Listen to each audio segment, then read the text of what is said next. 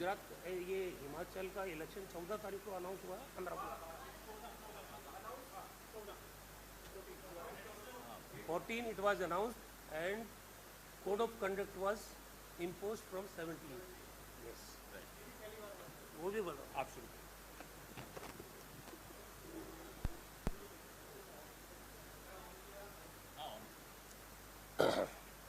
नमस्कार साथियों,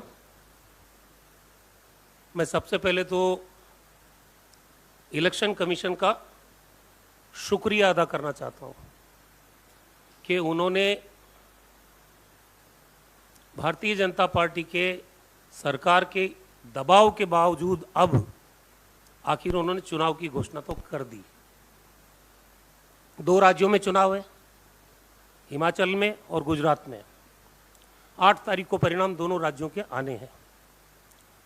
election commission को इसकी सफाई देश की जनता के सामने देनी चाहिए, क्योंकि वो एक कॉन्स्टिट्यूशनल अथॉरिटी है देश की, कि जब 2 राज्यों के चुनाव के परिणाम साथ में आ रहे हैं तो एक चुनाव जो हिमाचल का, उसकी तारीख की घोषणा आप 14 को करते हैं और दूसरे चुनाव की घोषणा आज 3 नवंबर को आप कर रहे हैं।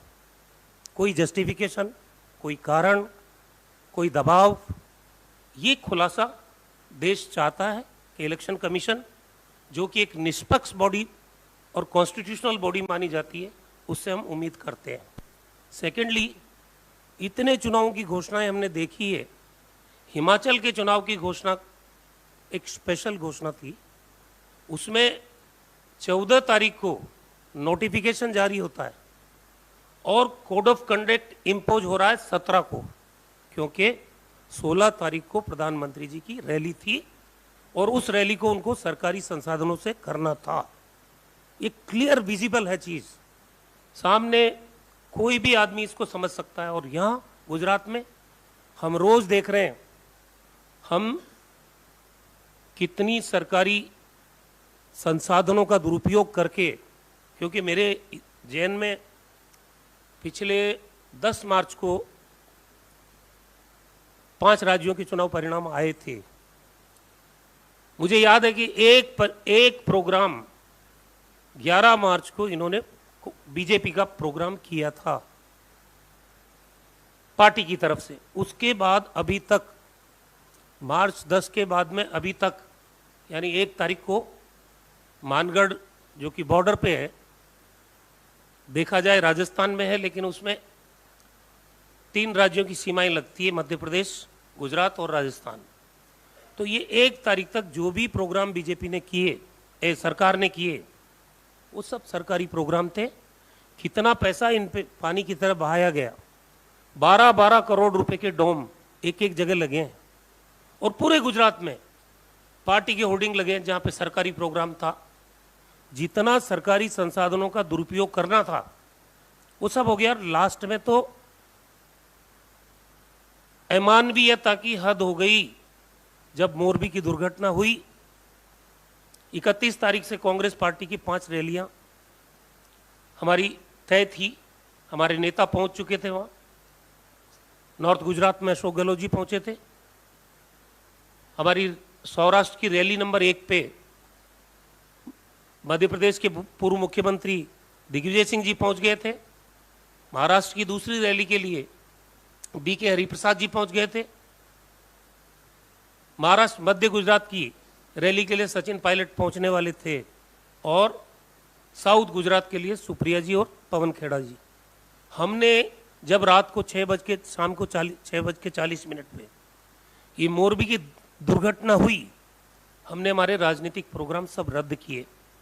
लेकिन दुर्भाग्य ये है कि प्रधानमंत्री जी गुजरात के अंदर थे, 3 दिन का उनका दौरा था, ना कोई सरकारी प्रोग्राम रद्द हुए। हैट लगा हुआ मैंने फोटो देखा। मैं समझता हूं कि मानवीय संवेदनाओं से अगर जरा सा सरोकार भारतीय जनता पार्टी के नेताओं का होता, प्रधानमंत्री जी को तो कम से कम उस राज्य के लंबे समय तक मुख्यमंत्री रहे, देश के प्रधानमंत्री हैं, गुजरात से आते हैं, रद्द करना चाहिए था कार्यक्रमों को। सरकारी कार्यक्रम कोई जरूरी नहीं है, बट उनके ऊपर भी प्रेशर होगा कि इलेक्शन कमीशन को अंततोगत्वा चुनाव की घोषणा करनी है और कोड ऑफ कंडक्ट लग जाएगा तो वो काम नहीं कर पाएंगे। तो उन्होंने सरकारी प्रोग्राम करना उचित समझा, बजाय के मोरबी की दुर्घटनाग्रस्त जो घटना थी उस पर जाने के। अब सवाल ये उठता है कि हम लोग गए, अशोक गहलोत जी गए, मैं गया, दिग्विजय सिंह जी गए, पार्टी के प्रेसिडेंट गए, सीएलपी लीडर गए, हमारे जितने सीनियर लीडर्स हैं हम गए। हमने जो घटनास्थल है उसका मुआयना किया, हम सिविल हॉस्पिटल के अंदर गए, प्राइवेट हॉस्पिटल के अंदर गए, हम जहाँ फ्यूनरल हो रहा था वहाँ गए। जो सिविल हॉस्पिटल है उसका रंग रोगन कब शुरू हुआ? प्रधानमंत्री जी की विजिट से पहले सरकार को चिंता यह है कि इस अस्पताल का रंग रोगन हो। ये चिंता नहीं है कि मरीज की देखभाल कैसे की जाए।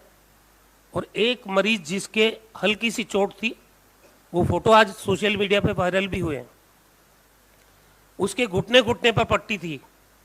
जब प्रधानमंत्री जी गए, वही मरीज उसके पूरे पांव में प्लास्टर किसने चढ़ाया?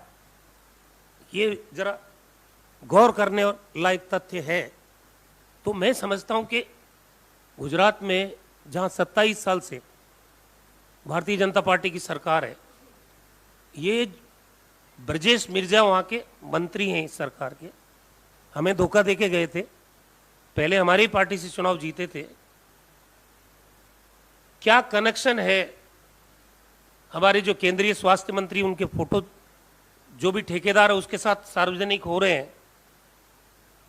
ब्रजेश मिर्जा जी ने नए साल में 25 नवंबर को इस पुल का आनन फानन में क्यों उद्घाटन करवाया, जब 100 साल पहले इस पुल का लोड 15 लोगों का या 16 लोगों का आंका गया था, क्योंकि करीब 140 साल पुराना पुल है, 6 महीने से बंद था ये।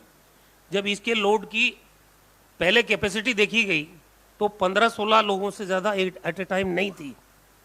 क्या कारण रहे कि आपने 300, 350, 400 लोगों को पुल पे अनुमति दी, जिस पुल की कंडीशन नहीं थी ऐसी?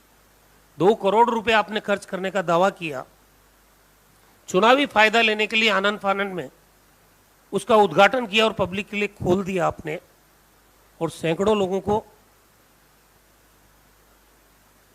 उनकी जिंदगी को खतरे में डाला आपने। ये सवाल इतने हैं, और हमने कहा था कि हाईकोर्ट के जज से जांच कराइए। एसआईटी कुछ नहीं होती है, अधिकारी होते हैं आपके, अधिकारियों से जो रिपोर्ट बनाओ, सुप्रीम कोर्ट या हाई कोर्ट के जज से आप जांच कराएंगे और टाइम बाउंड जांच होगी 10-15 दिन में, तो असलियत पता चलेगी कौन जिम्मेदार है। अब मजदूरों के खिलाफ कार्रवाई कर रहे हो। ताज्जुब की बात यह है कि जो एफआईआर दर्ज हुई है वो एफआईआर को आप पढ़ लीजिए, किसी का नाम नहीं है उसके अंदर। ऐसी एफआईआर होने का मायना क्या है जिसमें किसी का नाम नहीं, किसी की जिम्मेदारी नहीं है, और ये एसआईटी गठित करके इसको लीपापोती कर रहे हैं। गुजरात में मैंने कहा 27 साल से बीजेपी का शासन है। हमारे चंद सवाल हैं उनसे, हम चार्जशीट बना रहे हैं, चार्जशीट जारी करेंगे अहमदाबाद से 1-2 दिन में। लेकिन जो ज्वलंत प्रश्न आज गुजरात की जनता फेस कर रही है, महंगाई है, बेरोजगारी है, ये तो पूरा देश महसूस कर रहा है। अर्थव्यवस्था चौपट हो गई, रुपये का अवमूल्यन हो गया, ये पूरा देश भुगत रहा है, उसमें गुजरात भी अछूता नहीं है। लेकिन सवाल ये है कि गुजरात ड्रग ट्रैफिकिंग का अड्डा कैसे बना? एक ही पोर्ट पे हजारों करोड़ की ड्रग्स पिछले 6-8 महीने से लगातार क्यों पकड़ी जा रही है? वहां गांधी का प्रदेश है, शराबबंदी है, इलिसिट लीकर, जहरीली शराब से 70 लोग उनकी मौत हुई। आज ऑर्डर पे आप किसी भी घर पे शराब अवेलेबिलिटी हो सकती है। क्या कोई रैकेट काम कर रहा है? क्या उस पर कोई राजनीतिक संरक्षण है? और तीसरी चीज, गुजरात में 5 लाख पद, स्वीकृत पद, जिनकी फाइनेंशियल सैंक्शन निकली हुई है, आज तक खाली क्यों पड़े हैं? एक पेपर लीक हो, 2 पेपर लीक हो, लगातार 22 पेपर लीक हो गए। यहाँ राजस्थान में 1 पेपर लीक हुआ था, वो बिहाइंड द बार है सारे कल्पिट। गुजरात में किसी पर कार्रवाई नहीं हुई, और 5 साल में 5 लाख पद आज भी खाली पड़े हैं, कोई नई भर्ती नहीं है। सड़कों का हाल हमने देखा अभी, जरा सी बारिश के अंदर 4 सवारी गाड़ी में बैठी 4 की 4 सड़क के अंदर उतर गई। कोविड मिसमैनेजमेंट, रेमडेसिविर नहीं था, टोसिलिजुमैब की बात छोड़ दीजिए, 40,000 का इंजेक्शन वो हम प्रोवाइड कर रहे थे राजस्थान में, लेकिन रेमडेसिविर इंजेक्शन की अवेलेबिलिटी नहीं, वेंटिलेटर नहीं लोगों के, ऑक्सीजन नहीं, बेड नहीं, ड्रिप चल रही है एम्बुलेंसेज में, प्राइवेट गाड़ियों के अंदर लोगों की। तो कैसा सिस्टम है भाई 27 साल में। हम मानते हैं प्राइवेट हॉस्पिटल अच्छे हैं, लेकिन जिसकी पॉकेट अलाउ नहीं करती उसको सरकारी अस्पतालों की जरूरत है। ये जो परिस्थिति बनी, 3 लाख लोगों ने तड़प तड़प के गुजरात में दम तोड़ा है, कौन जिम्मेदार है इसका? आप सरकार बदल सकते हो। कोविड मिसमैनेजमेंट में हालांकि इन्होंने सार्वजनिक रूप से गलती स्वीकार नहीं की है, लेकिन कोई तो कारण है। सरकार में मंत्री बदल जाते हैं, मुख्यमंत्री बदल जाते हैं, लेकिन ये पहला अवसर है जब मुख्यमंत्री सहित पूरी सरकार को 1-1.25 साल पहले चुनाव के किसी राज्य में बदला जाए, तो कोई तो कारण होगा, पब्लिक लाइफ में बताना पड़ेगा आपको। लेकिन आज तक कोई खुलासा नहीं किया। सरकार विफल रही, 4.25 साल तक खामोश रहे ये, और फिर जिन लोगों को बनाया मुख्यमंत्री और सरकार में जो भी बनाया, मैं टिप्पणी नहीं करना चाहता, लेकिन ये भी रिमोट कंट्रोल की गवर्नमेंट है। चीफ मिनिस्टर सीधे आदमी है, पहली बार एमएलए बने हैं, लेकिन ये गुजरात का चुनाव है, देश का चुनाव नहीं है। अब प्रधानमंत्री जी 10-10 दिन वहां रह रहे हैं, हमने कहा है कैंप ऑफिस बना लीजिए, पीएम ऑफिस का। देश पूरा आपसे उम्मीद करता है कि आप हमारे काम करो। गुजरात चुनाव को फोकस करके क्या मुख्यमंत्री बदला आपने, उसके चेहरे पे भरोसा नहीं है? पार्टी की आपकी इकाई है, उस पर भरोसा नहीं है? क्यों अमित शाह जी बराबर 20-20 दिन वहां रहेंगे? और लॉजिक ये दिया जा रहा है कि उनका खुद का प्रदेश है। तो मैं तो ये मानता हूं कि प्रधानमंत्री का तो एक प्रदेश नहीं हो सकता, पूरा देश है। तो दूसरे राज्यों में जब चुनाव होते हैं तो 15-15 दिन वहां भी रहना चाहिए। हालात खराब है, गुजरात में हालात खराब है। भारतीय जनता पार्टी के अंदर अंतर कलह है जबरदस्त, और इसीलिए ये लिंगर ऑन भी कर रहे थे चुनाव को। लेकिन अल्टीमेटली डेमोक्रेसी में इलेक्शन तो फेस करना ही पड़ेगा। और मैंने पहले भी कहा है कि ये आम आदमी पार्टी और एमआईएम ये बीजेपी की बी टीम है, सिर्फ वोट काटते हैं। अभी तो पता ही नहीं है किसका वोट काटेंगे, लेकिन हमारे सामने उदाहरण है गोवा का, उत्तराखंड का। जितना परसेंटेज वोट इन्होंने काटा वहां, उतने ही परसेंट से कांग्रेस सरकार बनाने से वंचित रही है। ये हमारे पास प्रमाण है कि ये बी टीम है, और ये इनके कोई वर्कर नहीं है। पेड लोग वहां वारंटी कार्ड बांटते हैं, मीडिया के माध्यम से परसेप्शन बनाएंगे। लेकिन मेरा दावा है जब परिणाम आएगा, चौंकाने वाले परिणाम गुजरात से आपको देखने को मिलेंगे। कांग्रेस पार्टी ने बहुत मेहनत की है, प्रधानमंत्री जी वहां है, इसीलिए परसेप्शन बन रहा है उनका, धरातल पे कुछ नहीं है।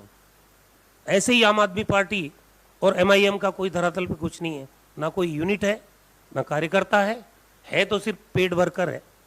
लड़ाई तो नीचे वर्कर लड़ेगा। अभी भी हमारे 63 एमएलएज हैं और हम ओपोजिशन में हैं वहां। तो जो बातें राजनीतिक गलियारों में परसेप्शन के लिए बनाई जा रही है, उन बातों में कोई दम नहीं।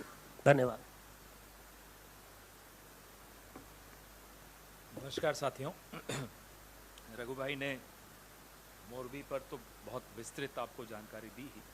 कांग्रेस पार्टी गुजरात पे पिछले कई महीनों से लगातार गांव, ढाणी, शहर, मोहल्ले, गली में हमारे कार्यकर्ता, हमारे तमाम नेता घूम रहे हैं, प्रचार कर रहे हैं। बात सही कह रहे हैं रघु भाई कि कई बार जो चीज़ मीडिया को नहीं दिखती, प्रधानमंत्री को तो दिख गई। उन्होंने अपने ही वर्कर्स को चेतावनी दी कि कांग्रेस से सावधान रहना, ये बहुत गहराई में जाकर काम कर रहे हैं।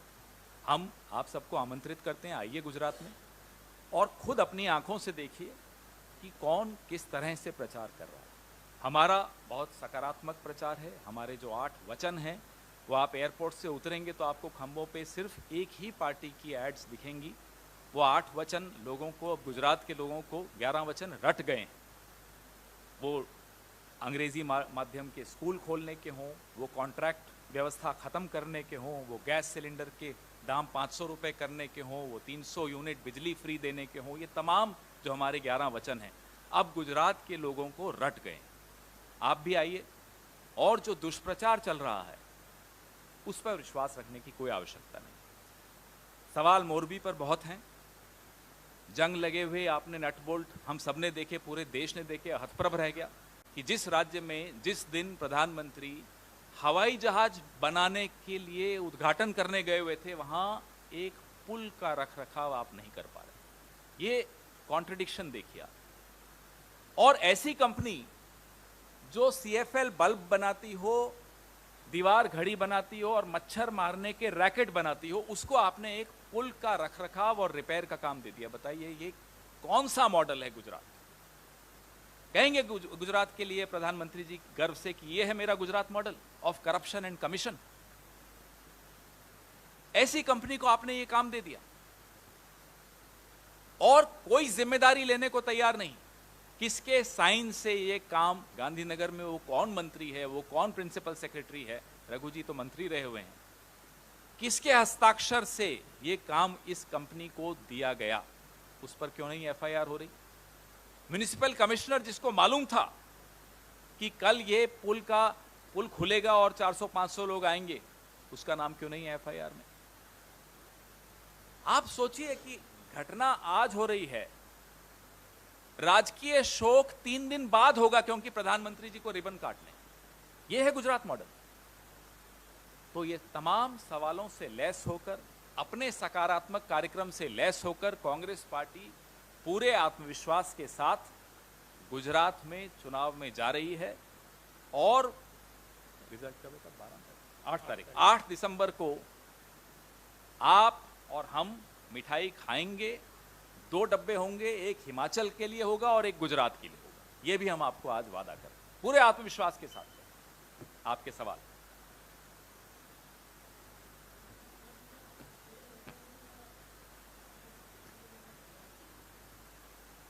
देखिए, बातचीत तो चल रही है, अभी फाइनलाइज हो जाएगा, बातचीत चल रही है।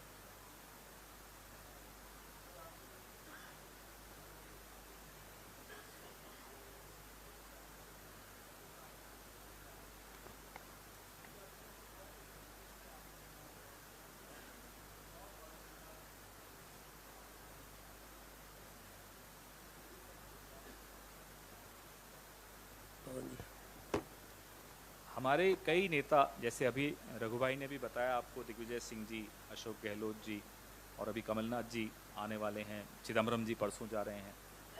और ज्यों-ज्यों हमारे नेताओं के कार्यक्रम बनते जाएंगे आपको सूचित किया जाएगा। पूरी तरह से पूरी पार्टी एक होकर, वो राज्य के नेता हों, पूरे देश के नेता हों, सब गुजरात में आपको दिखेंगे।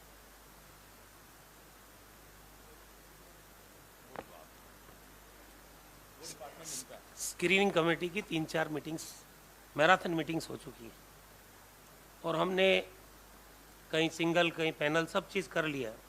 एक CEC की मीटिंग हो चुकी है, कल भी एक CEC की मीटिंग है।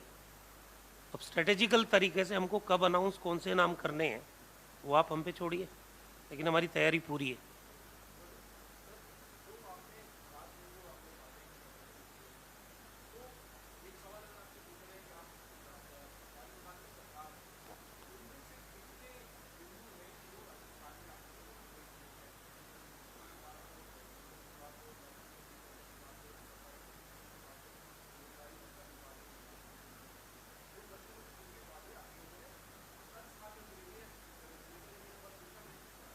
इसका जवाब है ना हमारे पास।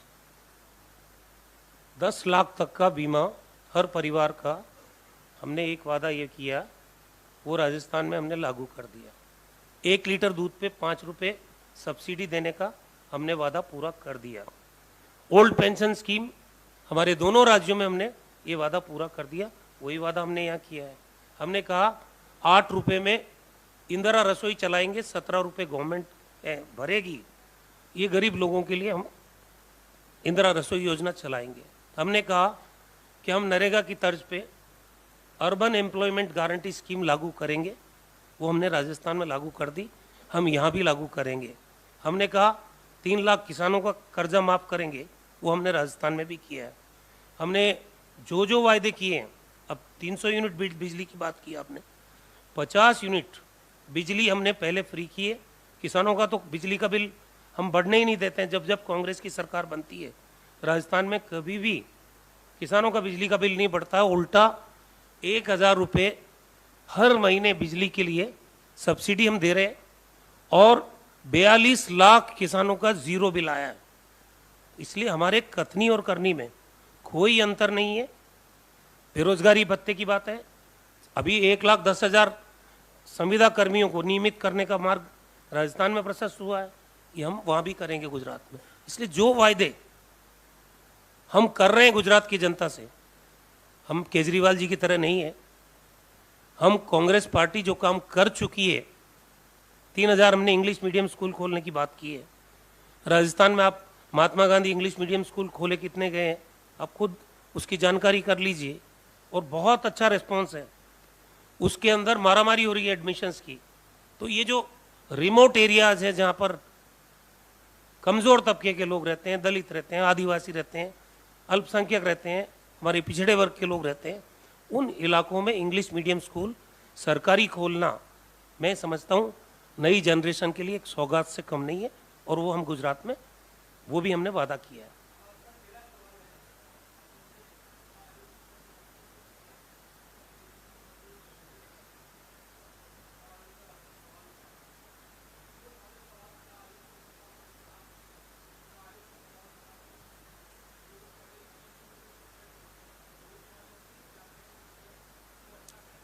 देखिए, मेरी बात सुनिए, मैंने सिर्फ ये पूछा है कि क्या कारण रहे, कोई आरोप नहीं लगाया मैंने कहा क्या कारण रहे कि दोनों राज्यों के चुनाव परिणाम एक दिन आ रहे हैं। क्या कारण रहे कि इस दोनों राज्यों की तिथियां अलग अलग समय पे घोषित की गई, और क्या कारण रहे कि जिस दिन आप इलेक्शन अनाउंस करते हो automatically code of conduct implied होता है। ये कोड ऑफ कंडक्ट आपने देरी से क्यों लगाया जब अनाउंसमेंट हुआ? तो ये पूछना अधिकार है हमारा। इलेक्शन कमीशन भी हमारा है, संवैधानिक, मैंने पहले कहा, संस्था है, लेकिन कुछ सवाल जब उठते हैं तो पूछने पड़ते हैं। एक बात मैं आपसे, आपके माध्यम से जानना भी चाहता हूं कि जब प्रधानमंत्री के मुंह से रेवड़ी शब्द निकला, चुनाव आयोग सक्रियता से हर राजनीतिक दल को चिट्ठी लिख रहा था, अब रेवड़ी पे आपको क्या बोलना है? इलेक्टोरल बॉन्ड्स पे तो मैंने आज तक कोई पत्र नहीं देखा। तो ये सवाल पूछना कोई नकारात्मकता फैलाने की बात नहीं होती। कोई भी संस्था लोकतंत्र में सवालों से बच नहीं सकती। सबको, यहां तो भगवान राम तक को जवाब देना पड़ा। तो ये क्या मतलब है कि चुनाव आयोग को सवालों से घबराहट हो रही है? जवाब देना क्या दिक्कत है इसमें?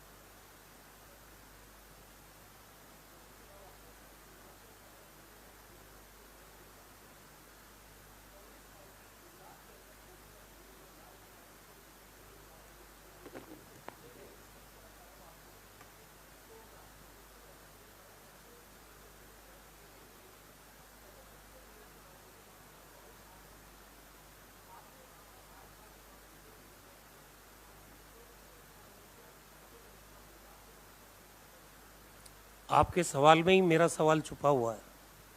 मैं आपसे पूछना चाहता हूं कि ये ध्रुवीकरण की रणनीति बना कौन रहा है, थोड़ा उसका खुलासा कर दो, तब मैं उसके बारे में बात करूं कि हम कैसे इसका मुकाबला करेंगे। पहले ये खुलासा करो, इसका मतलब कहीं न कहीं कोई खिचड़ी पक रही है तो बता दो हमको।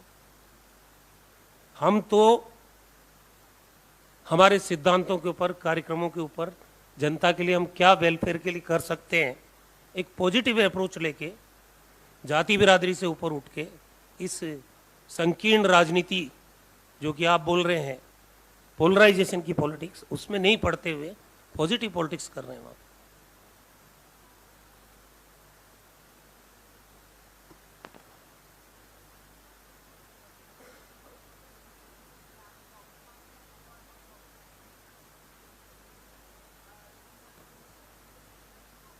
I'll come to your second question first. The first day when Morbi happened, the very next day, we demanded the Chief Minister's resignation. So I don't know why you're saying we did not. We've also said we've rubbished the SITs because I'll give you 4 examples of SITs in Gujarat. The Surat Takshila fire episode, the paper leak episode, the GIDC gas leak episode. Where are those SIT reports? So nobody in Gujarat trusts any SIT formed by the Gujarat government. Therefore, we demanded a judicial inquiry under a judge, a time-bound inquiry. So I think our demands have been very clear right from day one. What was your first question? The Election Commission. Every institution in democracy has to answer questions. They are not immune to questions. And they should not hide behind anything. They cannot. There has to be sunlight on every institution. So if we are asking questions, they should come out and responsibly respond to those questions. When the Prime Minister utters the word Revadi, the Election Commission gets very active, starts writing letters to all political parties asking their opinion on Revadi culture. But the same Election Commission chooses to stay silent on electoral bonds. The opacity of the electoral bonds is for everyone to see. Which party has got how much money through electoral bonds is something which the people of India deserve to know. Why is the Election Commission silent? And as Mr. Raghu Sharma rightly said, you announced the dates for Himachal Pradesh. Why weren't you announcing the dates for Gujarat on the same day? You gave the Prime Minister ample time to go and inaugurate, to organize political programs spending government money. And the Prime Minister is so obsessed with event management that Morbi was a tragedy, which all of us were upset about, sad about. But the Prime Minister refused to postpone his programs because, of course, the elections had to be announced. So he had to finish those programs, changing attire thrice a day. What is this? It's your state. This is a state which has made you the Prime Minister of India. It has given you everything, all kinds of honor. And this is what you do to that state. And you saw what the hospital was being spruced up just one day before. You all seen that hospital before the Prime Minister visited. There was nothing in that hospital. You get a water cooler without connecting water in the cooler. This is the Lipa Poti model. This is the cosmetic model of Gujarat. This is the Gujarat model of corruption and commission.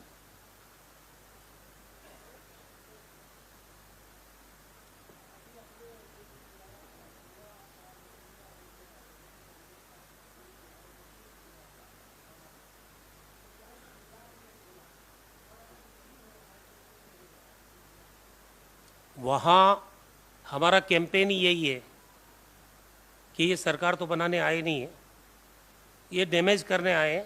तो public को पूरी तरह से पूरे गुजरात में aware और ये ensure किया है कि बाईपोलर पॉलिटिक्स होगी, बाईपोलर इलेक्शन होगा and between Congress and BJP होगा। हमारे यहाँ कहावत है ना, दूध का जला छाछ को फूंक के पिए, वो हम गुजरात में कर रहे हैं।